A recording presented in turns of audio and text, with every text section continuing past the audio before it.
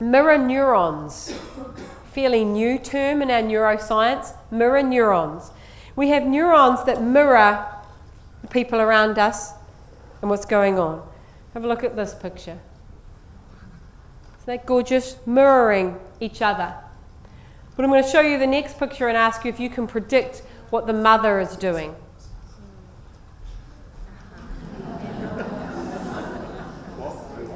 Some of you went. Mirror neuron. That's how babies learn to be fed. We go, and look where their eyes are. They're not on the spoon. Completely watching the person feeding them. Mirror neurons. So if you want students to be great listeners, if you want students to have empathy, guess what? You need to do it too. Because it's also about us mirroring and modelling what we want our students to be. Who do you want them to become because of your teaching and learning? Who do you need to become to make sure they can? Metacognition. The central habit from the 16 habits of mind, I believe is the central one, because you can't have thinking happening about all these other ones if you don't know how to think about your own thinking. Art Costa says only half to 2/3 of people in the world know how to do this. Think about your own thinking. When you're teaching, do you ever hear yourself saying, I need to slow down, I need to speed up, this isn't working? Ever hear yourself say that? Only half to 2/3 of people do that. The rest are not aware of what's going on internally. You know these students because when you say to them, how did you get to that answer?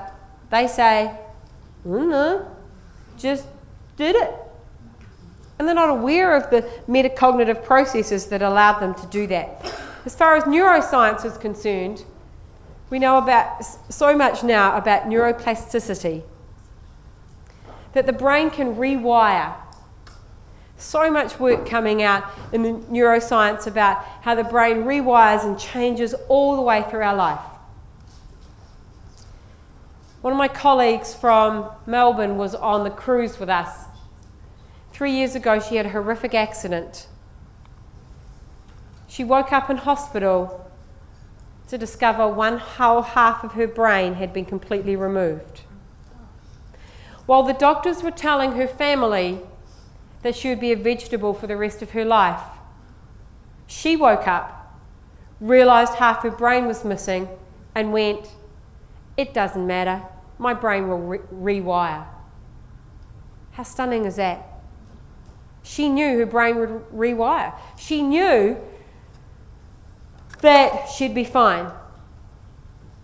It's taken 3 years of a lot of rehab, and she's back working at the university, she's back presenting, she's back to doing everything she used to do.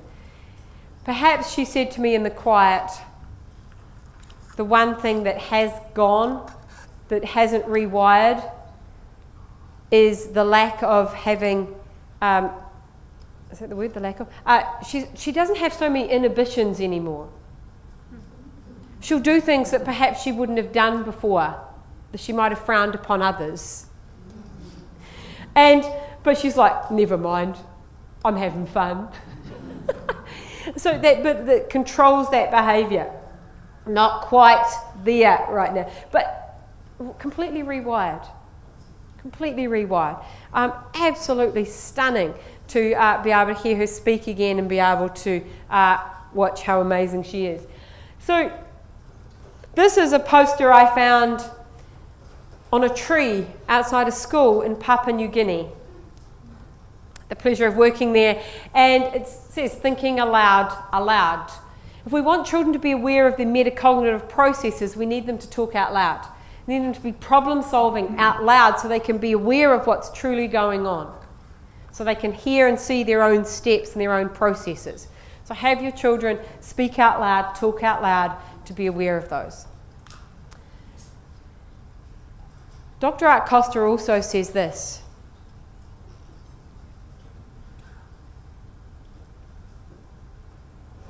That your ability to be able to metacogitate, your ability to be able to think about your own thinking, to go back and look at your own processes is perhaps one of the most important skills you can have in your toolkit. Patrick Newell talked at the conference on the boat about, are we really discussing the right things in our staff room? Are we really talking about the information that truly matters? Or are we spending all our time on admin and not about teaching and learning? Are we really, as teachers, being metacognitive and going back and thinking through our own processes and going, what can I do differently next time? Ian Lillico said last week,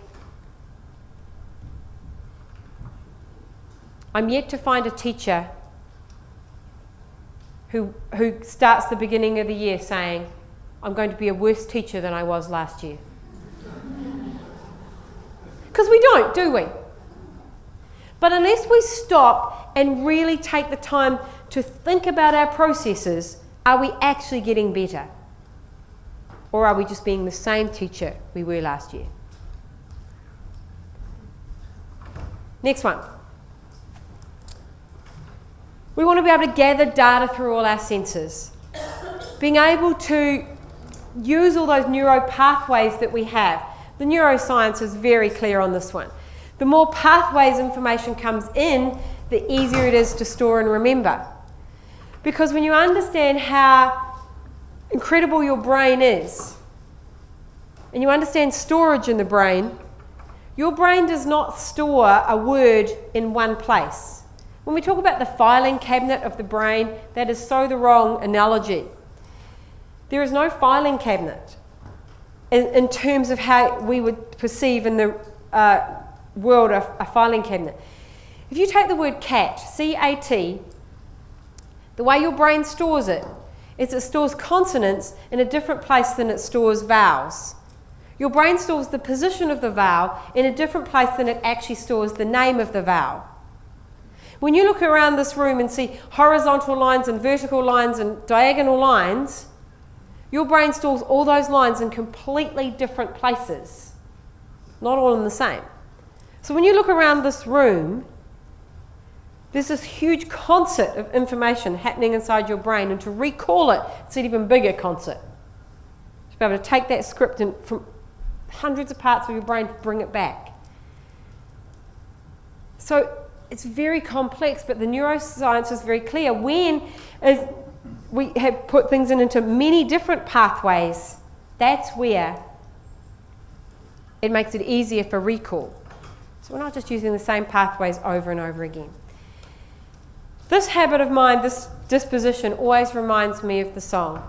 You fill up my senses like a night in the forest, like a mountain in springtime, like a walk in the rain. And I often think, how often have our children actually been for a walk in the rain and got soaking wet? Yesterday could have been fun. How many of your children have spent a night in the forest? My husband and I purposely chose the Rudolf Steiner school for our daughter. And she spent a night in the forest.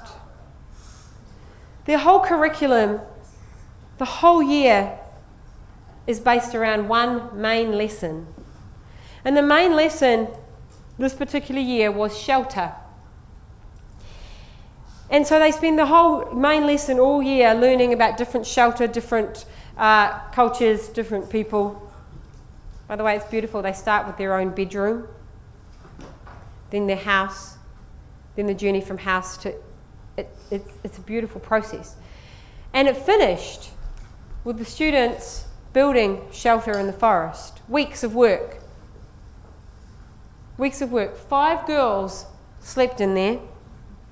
To be honest, there wasn't really room for 5 girls. But they slept in there. And a night in the forest, damper around the campfire, some of those old things we used to do. How many of your children have filled up their senses? Now, while we talk about 5 senses, the Rudolf Steiner school talks between 10 and 12 senses that our children learn through. Google it. It's fascinating. The senses they say our children learn through. So, are you filling up your children's senses this year? Many, many different neuro pathways. We also, of course, need to find a little humour. Being able to laugh a little. Humour builds resilience. And being able to have a bit of fun. We have to teach children what humour is, because sometimes children think humour is laughing at somebody. Of course, that's not humour. Sarcasm is also not humour. If you use sarcasm in your classroom, please stop. Because even if the child who you're using the sarcasm to knows that you're being sarcastic and it's a joke, there'll be someone in the room who doesn't know. And they'll think it's real. And you'll scare them.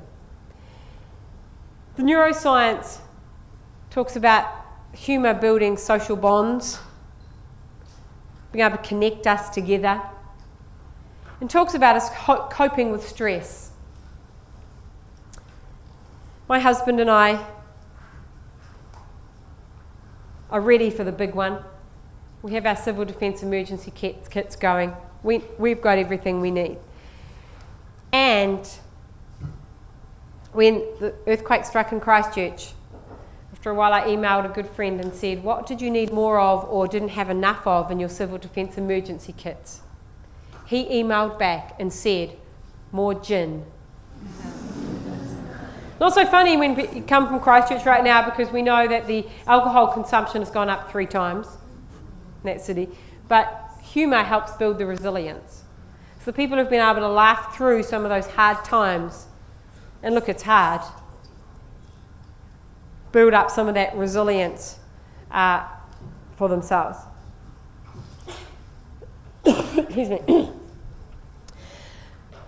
Habit number 12 is that responding with wonderment and awe, stopping and seeing the dewdrop on the leaf, stopping and seeing the amazingness of the world around us, getting outside and seeing and standing in the sunshine, seeing the dewdrop on the leaf, seeing that awe and wonder around us. In fact, the emotional impact of this is huge. It creates serotonin in the body, which makes us feel good, and decreases cortisol, which is the stress hormone of the body, which makes us feel bad. Cortisol is good in some respects, but being able to stop and just see the wondrous world that we live in, instead of being that busy. There was a gentleman, type A personalities. He went to one of those courses, and the presenter said, look, it's really important you take time to smell the roses. He came back the next day and said, I smelt 237, how many of you smelt?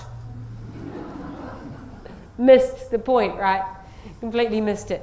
But we need to be able to just stop and see that wonder around us. But for me, part of the key in our classrooms that has been missing is understanding the importance of emotion. In 1977, Elliott Prigogine won the Nobel Prize for physics for his discovery. Here's what he discovered. When a tree falls in the forest and is left there, it gets overlaid and overlaid and overlaid with dirt, and that creates pressure. Pressure. And when you keep adding pressure to that tree, it goes into more and more chaos, more and more disorder. And what Prigogine discovered is that when the disorder becomes so chaotic and you think it's going to explode or something's going to happen, something unpredictable and irreversible occurs. When we get to the point that we cannot contain the disorder and the chaos, the tree turns into coal. Something better than it was before, something irreversible, something remarkable from chaos. You keep adding the pressure to the coal, I can hear it, and eventually, over time, it will turn to diamond. Ladies, the truth is, you are wearing dead trees on your fingers. Right? Wonderful dead trees, right? Wonderful dead trees. That's the process. But here's what happens. Prigogine said that what happens is when you add pressure, something has to come off. It's the equal and opposite reaction. Every action has an equal and opposite reaction. So what comes off in nature is heat or energy. In humans, it's emotion. Remember in science, what did E stand for in science? Energy. Emotion stands for energy in motion. Emotion. Now, I can't speak from a man's perspective because I don't know. But ladies, have you ever cried so much and cried and cried and cried and cried and cried till you cannot cry anymore? How do you feel? Stunning. If you have cried and cried and cried because there's no more tears left, you will feel absolutely stunning. Every cell in your body will vibrate. You will feel like you've been reborn and renewed. However, ladies, if you are crying and somebody stops you crying, how do you feel? Stuck? Awkward? It gets stuck in there. That emotion, that energy gets stuck inside our body. For how long? Sometimes forever. Unless we get a chance to release that emotion again. So, when we add pressure, emotion will come off. When you see emotion happening in your classroom, it means you're adding just the right amount of pressure. You see, to really truly persist at something, does that mean you could get frustrated? Yeah, but when children get frustrated, what do we often do? Help them rather than allow them to work it out themselves, because we run from that emotion. We don't want them to be hurt. We don't want them to. The scientific concept that Prigogine coined was called perturbation. This is the process of perturbation, adding pressure. A couple of years ago, I had the joy and pleasure of meeting Chad Miller. Chad Miller was Hawaii Teacher of the Year. Big posters all around the school, Chad's face. Chad Miller, Teacher of the Year. He gets a car for a year. His face on it, Chad Miller, Teacher of the Year. Yeah, notice some of you, the leaves popping up. I was introduced to Chad. I said, congratulations for being Teacher of the Year. He said, thanks. Now the pressure's on. I wonder what he means by that. Now the pressure's on. I decided to sit to him next to him at dinner because I wanted to ask him. Plus he's good looking, right? What I thought he would say was this. I thought he would say, now the pressure's on. What if they ask me to do more and I can't do it? What if they find out I'm not as good as I thought I was? It's called the Imposter Syndrome. What if I can't sustain what I've been doing? That's what I thought he'd say. Here's what Chad Miller said. I welcome the pressure. It'll make me better. I went, wow. I'd never heard a teacher say that. I had never heard a teacher say, I welcome the pressure. It'll make me better. I went, wow. That's awesome. He said, I'm a sports person. At heart, he said, I'm a sportsman. When the pressure goes on, the team performs much better. When you have to, the team can perform much better. So he said, I welcome that pressure.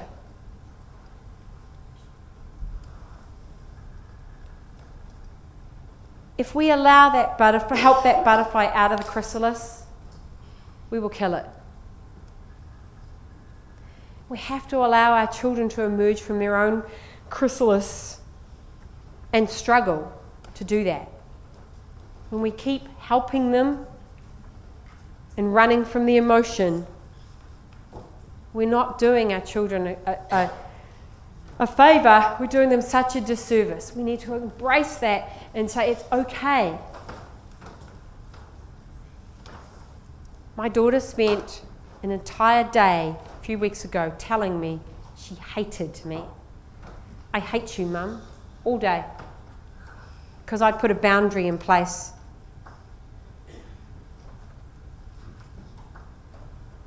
I just knew it was the emotion coming up.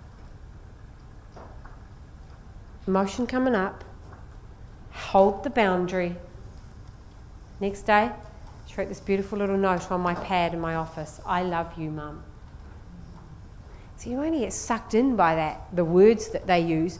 It's like emotion comes up, acceptance, done. So, allowing these. So just as we finish up, what I invite you to do is to please turn to the people at your table. How might you add pressure with love and support to allow your children to be better this year? How are you going to put that pressure on and hold those boundaries? 1 minute.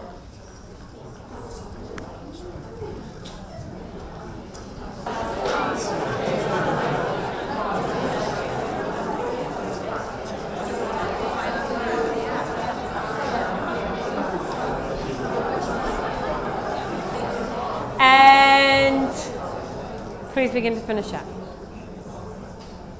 Thank you. So my question for you this year is, who are your students becoming because of your teaching and learning? Who are they going to become? It's not about the content. Who are they going to become because of the teaching and learning in your classroom? Thank you very much.